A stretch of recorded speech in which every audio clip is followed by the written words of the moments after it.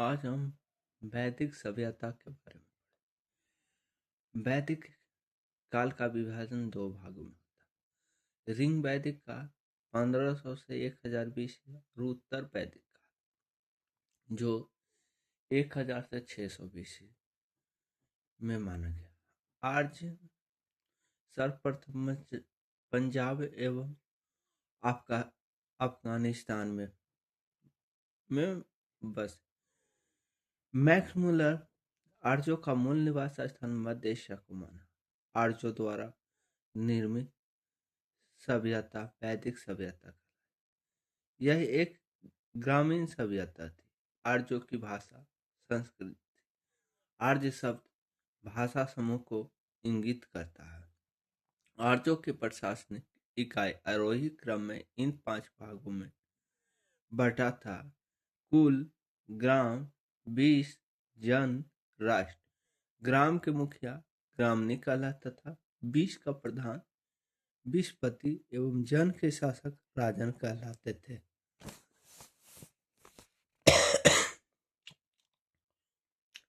राज्य अधिकारियों में पुरोहित एवं सेनानी प्रमुख थे। वशिष्ठ रूढ़वादी एवं विश्वामित्र उदार पुरोहित थे। सूत, रथकार, कमादी नामक अधिकारी रथनी कहे जाते थे। इनकी संख्या राजा सहित करीब 12 हुआ करता था। पूर्व दुर्गपति अपस जनता की गतिविधियों को देखने वाले गुप्तचर होते थे। बाजपति गोचर भूमि का अधिकारी होता था। यह याद रखें। दिशा उत्तर वैदिक शब्द राजा का नाम। पूर्व में प्राची सम्राट, पश्चिम में प्रतीचि स्वराष्ट्र, उत्तर में उतीचि विराट, मध्य में राजा, दक्षिण में भोज। फिर हम देखेंगे उग्र अपराधियों पर उग्र अपराधियों को पकड़ने का कार्य करता था। भाग 2 राजस्व कर एकत्र करने वाला अधिकारी होता था। ऋग्वेद में किसी तरह के न्याय अधिकारी का उल्लेख नहीं है। सभा एवं समिति राजा को सलाह देने वाली संस्था थी।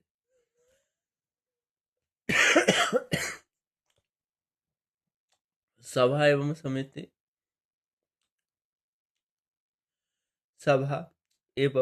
समिति राजा को सलाह देने वाली क्या थी? संस्था थी। सभा श्रेष्ठ एवं सुमंत लोगों की संस्था थी, जबकि समिति सामान्य जनता का प्रतिनिधित्व करती थी। इसके अध्यक्ष को ईशन कहा जाता था। इस अध्यक्ष को ईशन कहा जाता था। स्त्री सभा एवं समितियों में भाग ले सकती थी। स्त्री सभा एवं समितियों में भाग ले सकते थे। युद्ध में कबीले का नेतृत्व राजा करता था। युद्ध के लिए गविष्टि शब्द का प्रयोग किया गया है। युद्ध के लिए गविष्टि शब्द का प्रयोग किया गया है, जिसका अर्थ होता है गायों की का खोज। 10 राग युद्ध का उल्लेख ऋग्वेद के 7वें मंडल में 10 राग युद्ध का उल्लेख ऋग्वेद के 7वें मंडल में किया गया। यह युद्ध परोशनी यानी रावी नदी के तट पर सुदास एवं 10 जनों के बीच लड़ गए, जिसमें सुदास विजय हुआ था। 10 राग युद्ध का उल्लेख ऋग्वेद के 7वें मंडल में किया गया। यह युद्ध परोशनी रावी नदी के तट पर सुदास एवं 10 जनों के बीच लड़ गया, जिसमें सुदास विजय हुआ था। ऋग्वैदिक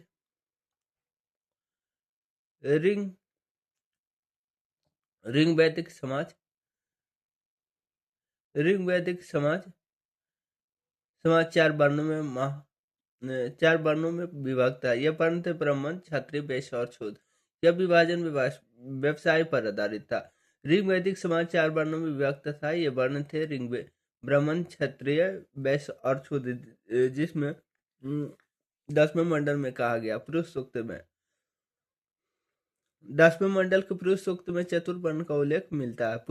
10वें मंडल के पुरुष सूक्त में चतुर्वर्णों का उल्लेख मिलता है। इसमें कहा गया कि ब्राह्मण प्रमुख पुरुष के मुख से, क्षत्रिय उनकी भुजाओं से, वैश्य उनकी जांघों से एवं शूद्र उनके पैरों से उत्पन्न हुए हैं।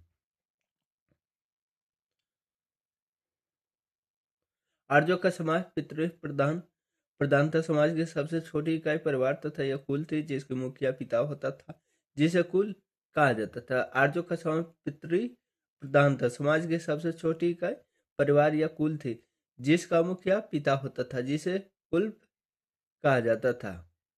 स्त्री इस काल में अपने पति के साथ यज्ञ कार्य में भाग लेती थी। स्त्री इस काल में अपने पति के साथ यज्ञ कार्य में भाग लेती थी। बाल विवाह एवं पर्दा प्रथा का प्रचलन नहीं था।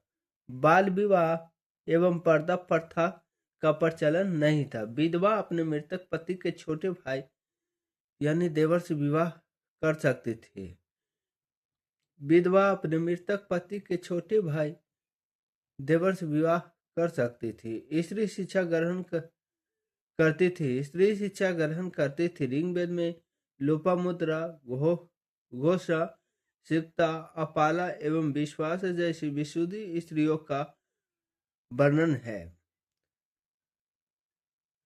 स्त्री शिक्षा ग्रहण करती थी। ऋग्वेद में लोपामुद्रा, घोषा, सिक्ता, अपाला एवं विश्वास जैसी विशुद्धि स्त्रियों का वर्णन है। गगरी ने यज्ञ के बाद विवाद की चुनौती दी थी। प्रमुख दर्शन एवं इसके प्रवर्तक चरवाहक योग ने पतंजलि सिखाया।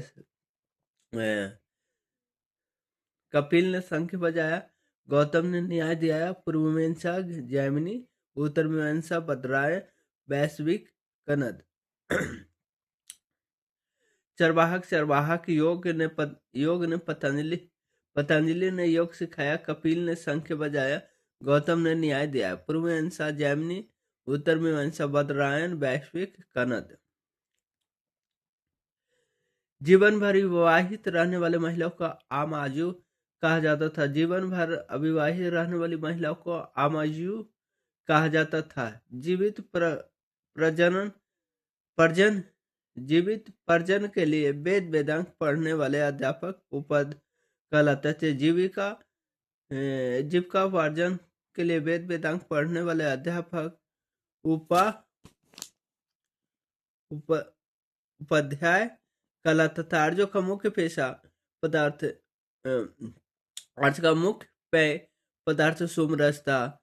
आर्यों का मुख्य पेय पदार्थ सोमरस था। यह वनस्पति से बनाया जाता था। आर्य मुक्त 3 प्रकार के वस्त्र को प्रयोग करते थे: वस्त्र, अधिवस्त्र और उच्छिष्ट। अंदर पहनने वाले कपड़े को निवि कहा जाता था। आर्यों का मुख्य पेय पदार्थ सोमरस था। यह वनस्पति से बनाया जाता था। आर्य मुक्त 3 प्रकार के वस्त्रों को प्रयोग करते थे: वस्त्र, अधिवस्त्र, उच्छिष्ट। अंदर पहनने वाले कपड़े को निवि कहा जाता था। आर्यों के मनोरंजन के मुख्य साधन थे संगीत, रथ दौड़, घोड़दौड़, क्रीड़ा। आर्यों का मुख्य व्यवसाय पशुपालन एवं कृषि था। आर्यों के मनोरंजन के लिए मुख्य साधन थे संगीत, रथ दौड़, घोड़दौड़, क्रीड़ा। आर्यों का मुख्य व्यवसाय पशुपालन एवं कृषि था। महर्षि कनद को भारतीय परमाणुवाद का जनक कहा गया। गाय को अघन्य।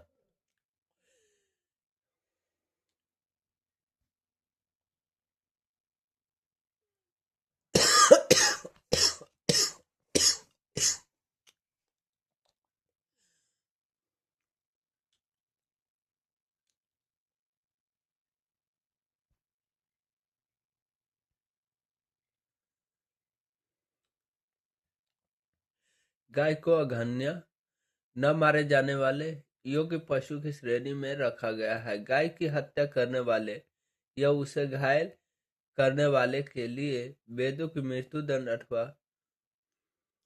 से देश से निकालने की व्यवस्था की गई। आर्यों का प्रिय पशु घोड़ा एवं सर्वाधिक प्रिय देवता इंद्र थे। आर्यों द्वारा खोजी गई धातु लोहा थी, जिसे श्याम अयस्क कहा जाता था। तांबे को लोहित अयस्क कहा जाता। आर्यों के प्रिय पशु घोड़ा एवं सर्वाधिक प्रिय देवता इंद्र थे। आर्यों द्वारा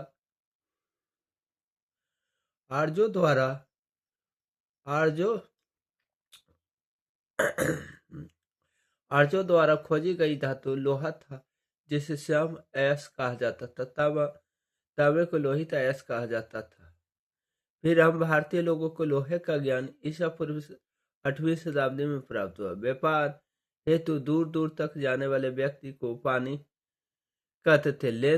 व्यापार दूर हेतु व्यापार व्यापार हेतु दूर दूर तक जाने वाले व्यक्ति को पानी कहते थे। लेन देन में वस्तु विनिमय की प्रणाली प्रचलित थी। लेन देन में वस्तु प्रणाली प्रचलित थी। ऋण देकर ब्याज लेने वाले बैंकनोट दर कहा जाता था।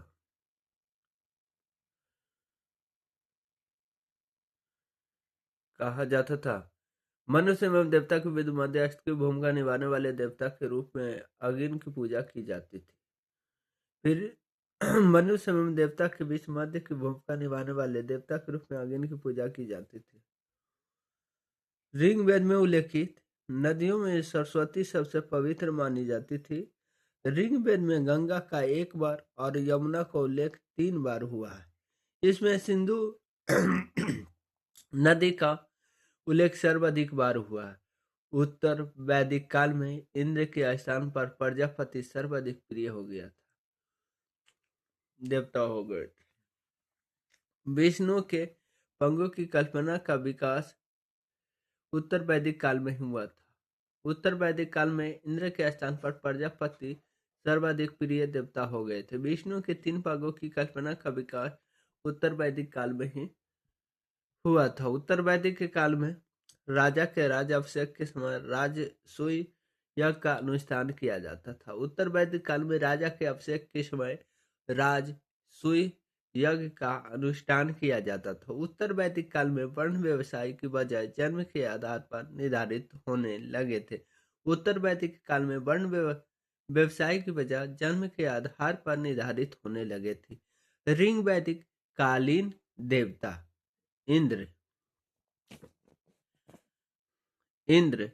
युद्ध का नेता एवं वर्षा का देवता अग्नि देवता एवं मनुष्य के बीच मध्यस्थता का काम करते थे। वरुण पृथ्वी एवं सूर्य के निर्माता, समुद्र के देवता, विश्व के नियामक, शासक, सत्य का प्रतीक, ऋतु परिवर्तन या दिन रात का कर्ता कहे जाते थे। वरुण पृथ्वी एवं सूर्य के बीच निर्माता, समुद्र का देवता, विश्व के नियामक और शासक, सत्य का प्रतीक, ऋतु परिवर्तन, दिन रात का कर्ता कहलाते थे। घो आकाश का देवता, सबसे प्राचीन। सोम वनस्पति देवता कहलाते थे। सोम वनस्पति देवता कहलाते थे। उषा प्रगति एवं उत्थान का देवता कहलाते थे। उषा प्रगति एवं उत्थान का देवता कहलाते थे। अश्विन विपत्तियों को हरने वाले देवता कहलाते थे। अश्विन विपत्तियों को हरने वाले देवता कहलाते थे। पूषण पशुओं का देवता कहलाते थे। विष्णु विश्व के संरक्षक एवं पालन कर्ता कहलाते थे। विष्णु विश्व के संरक्षक एवं पालन कर्ता कहलाते थे। मारुत आंधी तूफान का देवता, मारुत आंधी तूफान का देवता कहा जाता था। उत्तर वैदिक काल में हल को शिरा, हल रेखा को सीता कहा जाता था। उत्तर वैदिक काल में हल को शिरा एवं हल रेखा को सीता कहा जाता था। उत्तर वैदिक काल में निष्क और शतमान मुद्रा की इकाइयां थी। उत्तर वैदिक काल में निष्क और शतमान मुद्रा की इकाइयां थी। सिक्कों की चलन का कोई प्रमाण नहीं मिलता है। सांख्य दर्शन भारत के सभी दर्शनों में सबसे प्राचीन है। इसके अनुसार मूल तत्व 25 है, जिसमें प्रकृति पहला तत्व है। सांख्य दर्शन भारत के सभी दर्शनों में सबसे प्राचीन है। इसके अनुसार मूल तत्व 25 है, जिसमें प्रकृति पहला तत्व है। सत्यमेव जयते मुंडको उपनिषद से लिया गया है। इसी उपनिषद में यज्ञ की तुलना टूटी नाव से की गई थी। सत्यमेव जयते मुंडको उपनिषद से लिया गया है। इसी उपनिषद में यज्ञ की तुलना टूटी नाव से की गई थी। ईसा पूर्व 2री शताब्दी में राजाओं को उपयुक्त यज्ञ वेदी बनाने के लिए स्तंभ व्यापारिक समिति की रचना की गई। ईसा पूर्व 2री शताब्दी में राजाओं को उपयुक्त यज्ञ वेदी बनाने के लिए अपस्था व्यवहारिक ज्यामिति की रचना की गई। गायत्री मंत्र सावित्री नामक देवता को संबोधित है, जिसका संबंध ऋग्वेद से है। लोगों को आर्च बनने के लिए विश्वामित्र ने गायत्री मंत्र की रचना की थी। गायत्री मंत्र सावित्री नामक देवता को संबोधित है, जिसका संबंध ऋग्वेद से है। लोगों को आर्च बनने के लिए विश्वामित्र ने गायत्री मंत्र की रचना किया।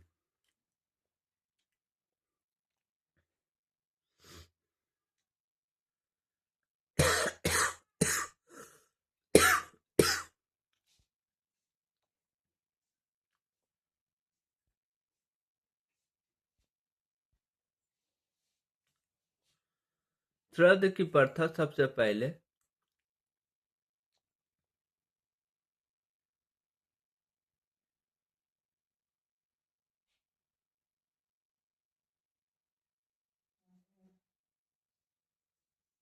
श्राद्ध की प्रथा पहले दत्तात्रेय ऋषि के बेटे निमि ने शुरू की। उत्तर वैदिक काल में कौशाम्बी नगर में प्रथम बार पकी ईंटों का प्रयोग किया गया। महाकाव्य दो है, महाभारत एवं रामायण। महाभारत का पुराना नाम जय संहिता। महाकाव्य दो है, महाभारत एवं रामायण। महाभारत का पुराना नाम जय संहिता है। यह विश्व का सबसे बड़ा महाकाव्य है। महाकाव्य है। गोत्र नामक संस्था का जन्म उत्तर वैदिक काल में हुआ। फिर हम देखेंगे दर्शन विचारधाराएं। रूढ़िवादी विचारधारा इस संप्रदाय के प्रस्तावक वेदों की प्रामाणिकता पर सवाल नहीं उठाते हैं। इनके अनुसार वेद मोक्ष का रहस्य छिपाए सर्वोच्च प्रकाशित धर्म ग्रंथ है। 6 उप संप्रदाय संख्या, योग, न्याय, वैश्विक, मीमांसा, वेदांत को षष्ठ दर्शन कहा जाता है। रूढ़िवाद विचारधारा इस संप्रदाय के प्रस्तावक वेदों की प्रामाणिकता पर सवाल नहीं उठाते थे। इनके अनुसार वेद मोक्ष का रहस्य सिवाय सर्वोच्च प्रकाशित धर्म ग्रंथ है। 6 उप संप्रदायों संख्य, योग, न्याय, वैश्विक, मीमांसा और वेदांत को षष्ठ दर्शन कहा जाता था। सांख्य विचारधारा। फिर हम दर्शन और विचारधारा। रूढ़िवादी आस्तिक नास्तिक वर्ग। सांख्य ने बौद्ध धर्म से संबंधित है। योग जैन धर्म से संबंधित है। न्याय लोकायत से संबंधित। वैश्विक अज्ञान से संबंधित। मीमांसा आजीविक संप्रदाय से वेदांत। फिर सांख्य विचारधारा। सांख्य दर्शन शास्त्र की प्राचीनतम विचार पद्धति है। सांख्य का शाब्दिक अर्थ होता है गिनना होता है। इस धारा के अनुसार बाहरी प्रभाव या कारक नहीं, बल्कि आत्म ही मोक्ष की ओर ले जाता है। यह विचारधारा द्वैतवाद में विश्वास रखती है, अर्थात आत्मा तथा पदार्थ दो पृथक सत्ताएं हैं। यह अवधारणा सभी ज्ञान का आधार है। इस ज्ञान को 3 मुख्य अवधारणाओं द्वारा प्राप्त किया जा सकता है: प्रत्यक्ष, अनुभूति, अनुमान, निष्कर्ष और शब्द और श्रवण। यह विचारधारा अन्वेषण की अपनी वैज्ञानिक प्रणाली के लिए प्रसिद्ध रही। फिर हम देखेंगे योग विचारधारा। फिर हम प्रवर्तक दर्शन में पढ़ते। सांख्य ने कपिल ने संख्य बजाया, पतंजलि ने योग सिखाया, गौतम ने न्याय दिया और कनद ने वैश्विक, जैमिनी ने मीमांसा और बतरायण ने वेदांत की रचना करते हैं। फिर हम योग विचारधारा पढ़ेंगे। इसके अनुसार मानव शारीरिक प्रयोग तथा ध्यान का प्रयोग कर मुक्ति प्राप्त कर सकता है। मुक्ति प्राप्त करने के साधन है यम, स्वयं नियंत्रण का अभ्यास करना, नियम व्यक्ति की जीवन को संचालित करने वाले नियमों का पालन करना, प्रत्याहार विषय का चयन, धारणा मन को स्थिर करना, ध्यान चयनित विषय पर ध्यान एकत्र करना, एवं समाधि मन तथा पिंड का विलय ही स्वयं के रूप से विच्छेद होने का कारण है। न्याय विचारधारा इसमें इसमें न्याय विचारधारा इसमें मुक्ति प्राप्त करने के लिए तर्कपूर्ण चिंतन पर विश्वास किया जाता है। इस विचारधारा का मानना है कि निष्कर्ष, श्रवण तथा उमा जैसे तर्क समाप्त साधनों का प्रयोग कर मनुष्य किसी भी समस्या की सत्यता जांच कर सकता है। इसका ये मानना था कि ईश्वर ने न केवल ब्रह्मांड की रचना की है, बल्कि वह उसका पालन और संहार भी करते हैं। वैश्विक विचारधारा यह विचारधारा ब्रह्मांड की भौतिकता में विश्वास करती है। इसके अनुसार ब्रह्मांड का हर पदार्थ 5 मुख्य तत्व अग्नि, वायु, जल, पृथ्वी तथा आकाश से बना है। इस विचारधारा का दृष्टिकोण अत्यंत वैज्ञानिक है। इसके द्वारा परमाणु सिद्धांत का विकास भी हुआ। मीमांसा विचारधारा मीमांसा का वास्तविक अर्थ तर्कपूर्ण चिंतन, विवेचन तथा अनुप्रयोग की कला है। यदि कोई व्यक्ति को धार्मिक श्रेष्ठता, स्वर्ग तथा मुक्ति प्राप्त करनी है तो उसे वेदों के द्वारा नियत सभी कर्तव्यों की पूर्ति करनी होगी। इस दर्शन का मुख्य बल वेद में अनुष्ठित भाग पर था। मुक्ति की प्राप्ति हेतु व्यक्ति को वैदिक अनुष्ठानों का निष्पादन पुरोहितों की सहायता से करना होता है। इसलिए इस दर्शन में विभिन्न वर्ग के बीच सामाजिक अंतर को निहित रूप से वैधता प्रदान की गई। ब्राह्मणों के द्वारा इसका प्रयोग लोगों पर वर्चस्व स्थापित करने में किया गया।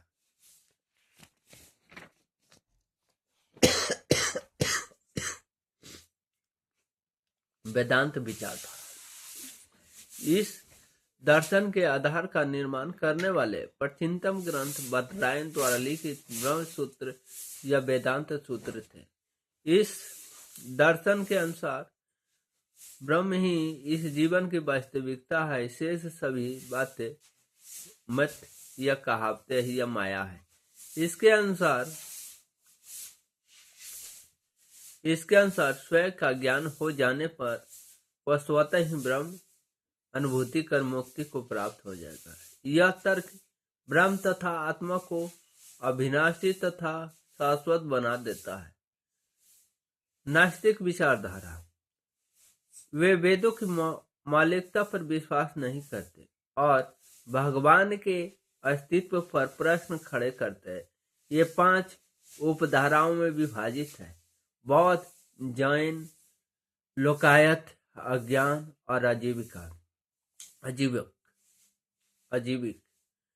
लोकायत दर्शन ये चरवाहक विचारधारा। बृहस्पति ने इस विचारधारा की नींव रखी, ये याद रखिएगा। इसकी चर्चा वेद तथा बृहदारण्यक उपनिषदों में भी मिलती है। इसके अनुसार ब्रह्मांड में केवल 4 तत्व हैं: अग्नि, पृथ्वी, जल तथा वायु। इस विचारधारा के समर्थक आकाश की गणना 5 आधारभूत तत्वों में नहीं करते हैं, क्योंकि यह मनुष्य की अनुभूति से परे है। इस विचारधारा के अनुसार इस विश्व के परे कोई अन्य जगत नहीं है, इसलिए मृत्यु मानव का अंत है तथा सुख भोग ही मानव जीवन का चरम लक्ष्य होनी चाहिए। इसलिए उन्होंने खाओ पियो और मस्त रहो के सिद्धांत का प्रतिपादन करते हैं।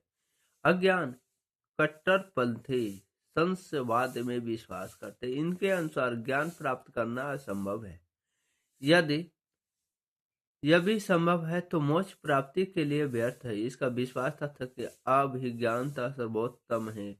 आजीवक इसकी स्थापना मैथिली पुत्र गौशाल द्वारा ईसा पूर्व 6वीं शताब्दी में की गई। ये बौद्ध धर्म एवं जैन धर्म के विपरीत कर्म के सिद्धांत में विश्वास नहीं करते, कर्म को भ्रामक मानते हैं।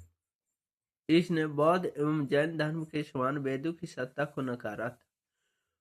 उत्तर प्रदेश में श्रावस्ती आजीवकों का प्रमुख केंद्र था। आजीवक संप्रदाय के मानने वाले नकार आत्मा की अवधारणा के विपरीत आत्मा के भौतिक रूप में विश्वास करते थे। बिंदुसार इनके अनुयायी थे। अशोक के 7वें स्तंभ में राजदेश में जीवकों का उल्लेख मिलता है। वेदांत दर्शन में उपनिषद, भागवत गीता और सूत्रोक्त ज्ञान का प्रमुख स्रोत माना जाता है। इन तीनों ग्रंथों की सामूहिक रूप प्रस्तंत्र ही कहा गया है।